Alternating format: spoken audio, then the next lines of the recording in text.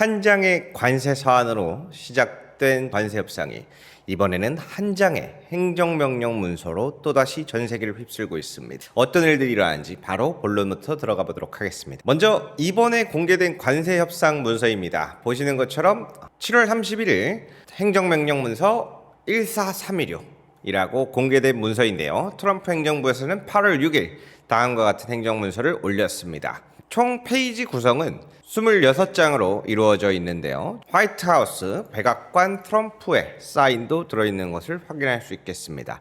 그러면 도대체 이 문서에는 어떠한 내용이 담겼길래 지금 전 세계가 들썩이고 있는지 하나씩 확인해 보도록 하겠습니다.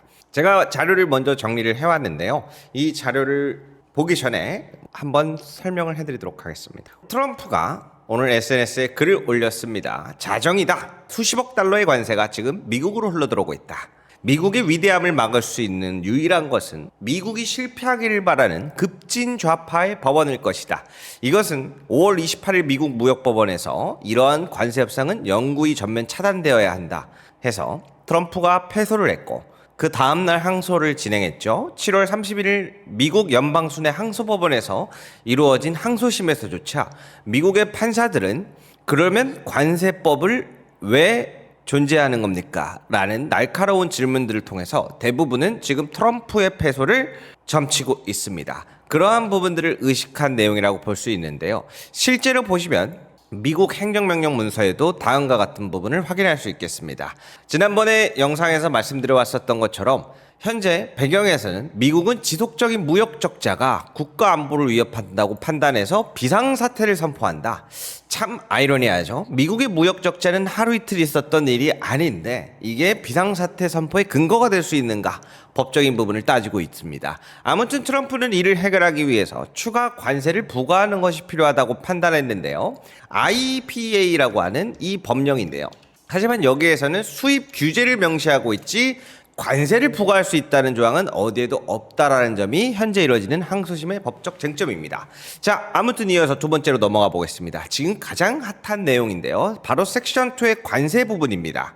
부속서 I에 포함된 국가는 기존 관세에 더해서 추가 관세가 적용된다는 점인데요.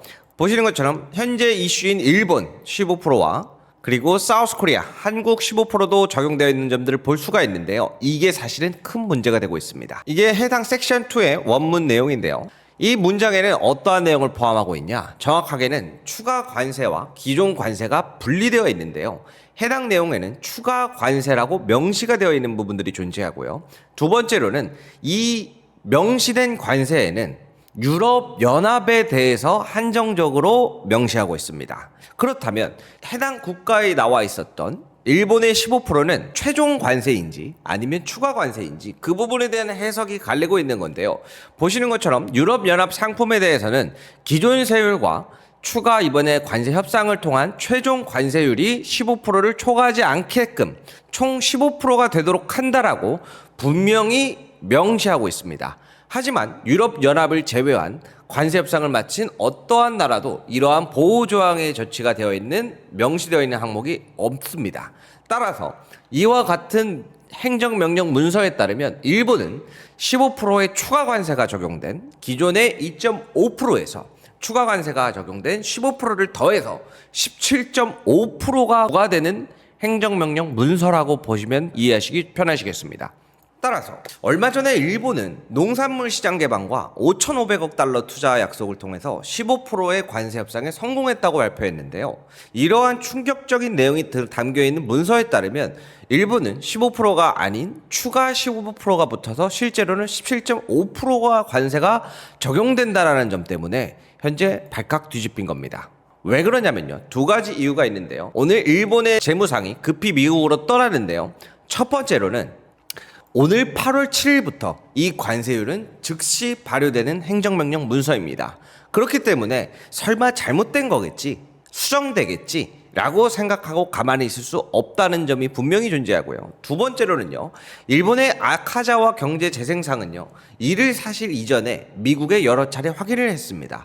그러나 미국에서 돌아온 답변은 EU와 동일하게 취급을 하니 걱정하지 말라는 확답까지 받았는데요. 추가 관세를 적용되면서 17.5%로 기존의 관세 협상에서 나왔던 이야기가 전면 뒤바뀐 겁니다. 그러자 일본 국민들 사이에서는 논란이 될 수밖에 없는데요. 그렇다면 굳이 농산물 개방까지 했어야 하는 거냐? 투자를 5,500억 달러를 한다 그랬는데 15%라고 모두가 알고 있는데 17.5%로 갑자기 바뀐 이유가 무엇이냐? 그러면 그 전에 확인 절차를 거쳤던 건 어떻게 된 거고, 오늘 8월 7일부터 즉시 발효인데 그러면 지금 진행되는 무역은 어떻게 되는 것이냐? 그런데 여기서 끝내는 게 아니라 세 번째가 등장합니다. 바로 미국과 관세 협상에 아직 임하지 않았거나 종료되지 않은 국가들 또한 15%라고 명시되어 있는 국가들을 확인할 수가 있었는데요. 이를 통해서 5,500억 달러와 농산물 시장을 개방하면서까지 15%의 추가 관세를 받을 거면 우리도 협상에 임하지 않는다면 15%는 매한가지일 텐데 굳이 시장 개방과 투자를 할 필요가 있었냐라는 질문까지 나올 수밖에 없는 겁니다. 그럼 한국은 괜찮을까요? 한국은요, FTA를 체결한 나라로서 대부분의 품목 관세는 0%입니다. 사실 굉장히 슬픈 이야기입니다. FTA를 체결했기 때문에 기존의 상호 간에 어렵게 체결된 약속이 있어서 이를 일방적으로 뒤집은 거는 참 분노할 수밖에 없는 일인데요.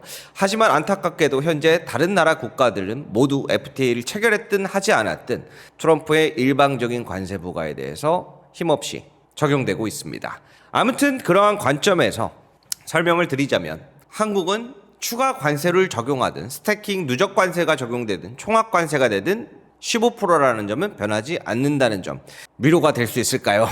모르겠습니다. 자, 그렇게 해서 지금 현재 일어나는 일들 살펴보고 있는데요. 참고로 혹시 일본이 자국에 돌아와서 일본으로 돌아와서 이 5,500억 달러의 투자는 아직 확정된 것이 아니다라는 등의 위험한 발언을 했기 때문에 트럼프가 뒤집은 게 아닐까요? 라는 질문을 던질 수도 있는데요. 사실 그렇게 보기엔 조금 어려운 점들이 몇몇 존재합니다. 왜 그러냐면요, 유럽연합 또한 폰데어 라이엔 위원장이 관세 협상을 스코틀랜드에서 트럼프와 마친 이후에 돌아가자마자 했던 말이 투자를 고려해 보겠다라는 것이지 투자를 꼭 하겠다라고 보장하는 것이 아니다.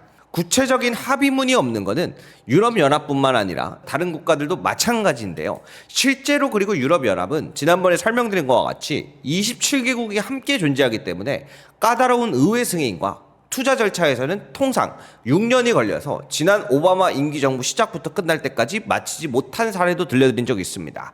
그런데 왜 이러한 행정명령 문서에는 유럽은 총합 15%를 초과하지 않는다라는 점이 분명하게 명시되어 있고 다른 나라들은 이러한 보호 조치의 명목이 명시되지 않은 걸까요? 어쩌면 트럼프가 상황에 따라서 이 관세 협상의 내용을 마음대로 바꿀 수 있다는 뜻으로도 해석되는 것이 아닐까요? 전 세계가 긴장하는 이유는 여기서 나온다고 보시면 되겠습니다. 뿐만 아니라 다른 부분에서도 살펴보면 미국의 관세를 회피하기 위해서 우회로 수출하는 것이 적발될 경우 40%의 추가 관세와 벌금을 부과할 것이며 회피 수단에 이용된 국가와 시설은 6개월마다 점검해서 공개하겠다라고 명시하고 있습니다. 또한 지난날까지는 하워드 러트닉이라고 하는 미국의 상무부 장관을 중점으로 관세 협상에 임해왔지만 이제부터는 국토안보부와 무역대표부를 통해서 전면적인 권한을 가지고 모든 법적 수단을 활용할 수 있게끔 해준다고 하면서 파격적인 권한까지 함께 명시했습니다. 지금 39%의 관세율을 때려맞은 스위스 같은 경우에는 대통령이 직접 미국을 방문했지만 하워드 러트닉 상무부 장관조차 만나지 못하고 돌아오고 있습니다. 뿐만 아니라 각 부처는 무역의 상황을 모니터링하고 필요시 상대 국가가 관세를 똑같이 올리는 보복 관세가 발생하거나 협상의 대부분이 올바르게 이행되지 않을 경우 대통령에게 추가 조치를 권고할 수 있다고 명시되어 있으며 아까 말씀드린 법원의 판결에서 어떠한 부분에 있어서 무효가 될 경우 나머지 조항은 여전히 유효할 수 있도록 독립적인 조항으로서 구성되어 있다는 점을 명시한 점은 아무래도 트럼프가 법원의 판결을 의식할 수 있다라고밖에 생각되지 않습니다. 자, 이렇게 해서 지금 현재 오늘날에 어떠한 관세 협상이 이루어지고 있고 이 여파가 어디까지 이어질지 참 중요할 수밖에 없는 상황입니다. 거기에서 트럼프는 다음 주부터는 미국으로 들어오는 모든 반도체에 100%의 과세를 부과하겠다. 그러니 미국으로 들어와서 공장에 짓거나 생산하라는 압박을 끊임없이 하고 있는데요. 반도체에서 끝나는 게 아니라 의약품까지 최대 250%의 관세를 부과할 수 있다고 경고하고 있습니다. 김대우의 월드브리핑에서는 이를 어떻게 보는지 궁금하신 분들이 많은데요. 반대로 제가 한 가지 질문을 드려보고 싶습니다. 사람과 사람 간의 신뢰를 쌓는 데는 얼마나 많은 시간이 필요할까요? 그렇다면 국가와 국가 간의 신뢰를 쌓는 데는 얼마나 많은 시간이 필요할까요? 국가 간의 신뢰가 무너지는 순간 그 관세 협상은 약속이 아닌 싸움이 될 것입니다. 여러분들은 오늘 공개된 미국의 관세 협상 행정명령 문서를 보면서 어떤 생각이 드셨나요? 많은 의견 댓글에 남겨주시면 감사하겠습니다. 구독, 좋아요, 알림 설정 해주시면 김대우의 오늘 브리핑 속 깊은 내용과 함께 지속적으로 다뤄드리도록 하겠습니다. 시청해주신 여러분 감사합니다.